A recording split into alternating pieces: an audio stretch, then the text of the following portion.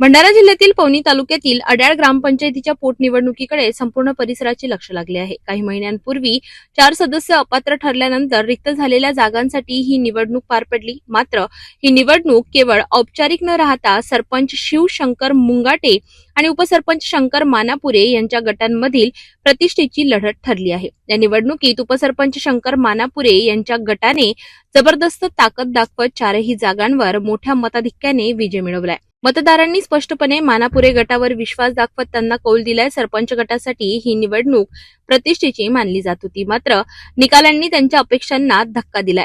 या विजयामुळे ग्रामपंचायतीतील सत्तेचे पारडे आता मानापुरे गटाकडे झुकल्याचे स्पष्ट झाले आहे। निकाल जाहीर होताच समर्थकांनी मोठा जल्लोष साजरा केला। फटाक्यांची आतिषबाजी, गुलालाची उधळण आणि जल्लोषपूर्ण वातावरणामुळे अड्याळगाव उत्साहात न्हाऊन निघाले। विजयी गटाने हा विजय जनतेचा विश्वास आणि कार्यकर्त्यांच्या मेहनतीचा परिणाम असल्याचे सांगितले। या निकालामुळे आगामी काळात अड्याळ ग्रामपंचायतीच्या राजकारणात मोठे बदल होण्याची शक्यता व्यक्त केली जाते।